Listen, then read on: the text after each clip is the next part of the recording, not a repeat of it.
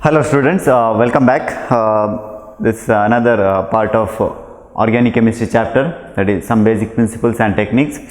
So in the last few sessions we have discussed a lot more about organic compounds, carbon and its shape and its hybridization. So all those things we have covered.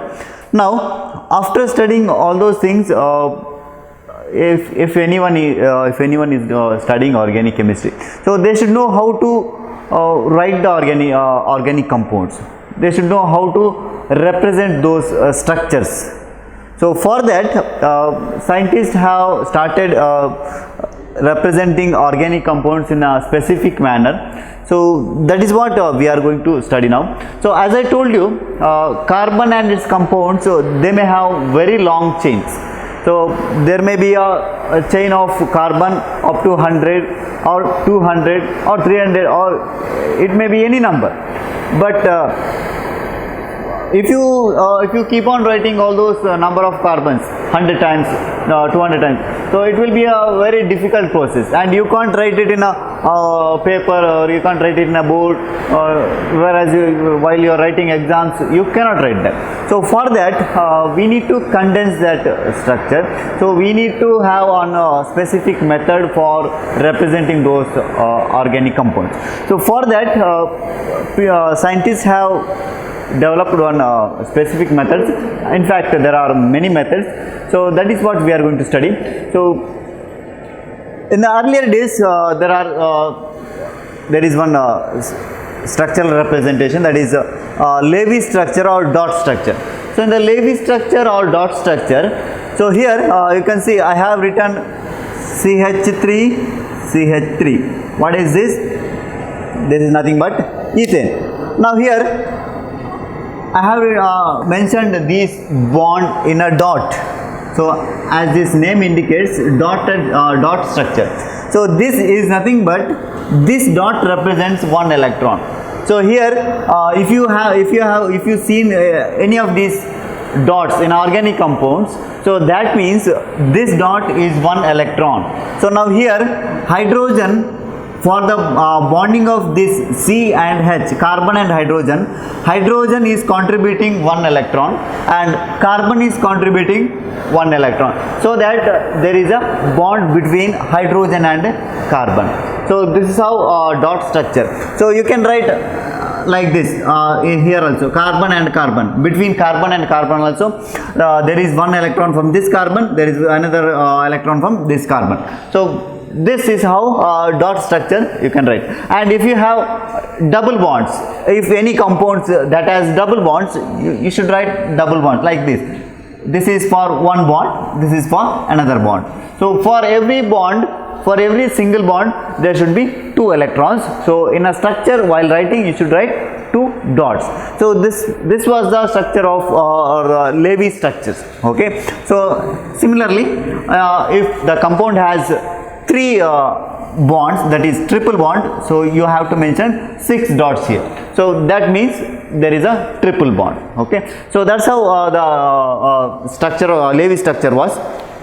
But now if you have many carbons in a compound, like maybe 50, so you need to write 50 times carbon 50 times. So that may not be a good method for representing those compounds. So you need, every time you need to count the number of carbons here. So that structure, so Levy structure for writing advanced structure, the big molecules, it is not perfect. Okay. So there comes similarly here writing bonds. So for representing one bond, you should write 2 electrons here. Okay. So now here, instead of writing this 2 dots or 2 electrons represent 2 electrons, so in one more method they have mentioned like this, dash structure. So this is a dash structure. So all these structures are complete structures. Remember, these are complete structures, and next we are going to study about condensed structure. So in a condensed structure, we can write any compound. It may have 50 or 100 carbons in it. But here thing is that even if you are writing a dash structure, so you should write every carbon, you should mention every carbon in this structure. Okay, so here instead of writing 2 electrons, we are representing 2 electrons in one dash. So this one dash represents one bond, and there is 2 electron. You should imagine there is 2 electron. Okay, so similarly, if it has double bonds, then it is mentioned in double dash. So if it has triple bond, it is mentioned as like this. Okay, and one more thing, if any organic compound, if it has heteroatoms, so here comes now, what is this heteroatom? What is this heteroatoms?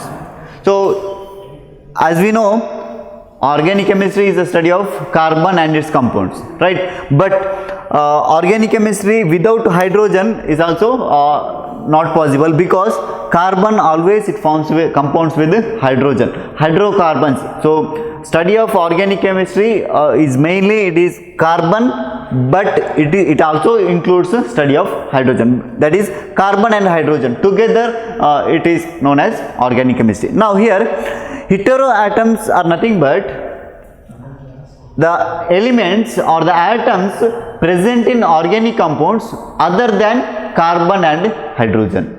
So if there is any element other than carbon and hydrogen in a organic compound, that is called as heteroatom. So example, so I have written here methanol. So as you know, it is nothing but CH3OH. Okay, methanol, CH3OH. This is not our organic. So study of oxygen, it does not belong to organic chemistry. But still, this methanol is a organic compound. This is a heteroatom here. So other than carbon and hydrogen, if there is any element, then that is called heteroatom. Now in heteroatoms, there may be it may be oxygen, nitrogen, sulfur, phosphorus. So many compounds, many elements can form bond with these hydrocarbons. So all those things you will study later.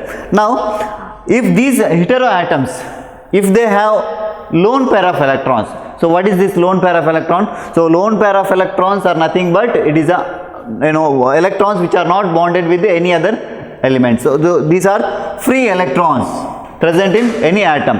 Now if this heteroatom, if it has any lone pair of electrons, then they should be mentioned like this.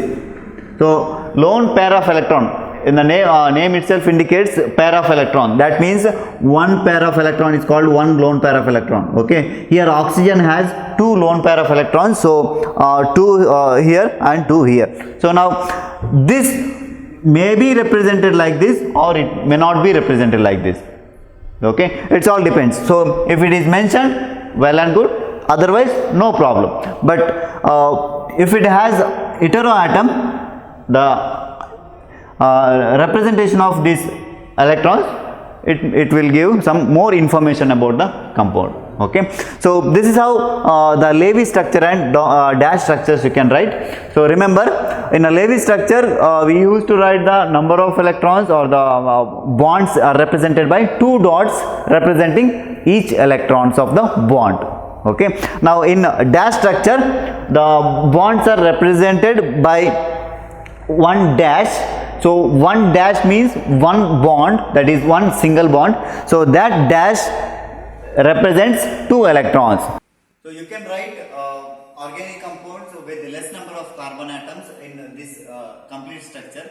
So in order to write compounds, in order to represent the compounds of big organic compound, like it may be 100 or 200 carbon atoms in a single compound. So for that we need to condense the structure. You cannot write each and every carbon here. So for that we need to follow condensed representation of organic compounds. So that we will discuss in the next class. Thank you.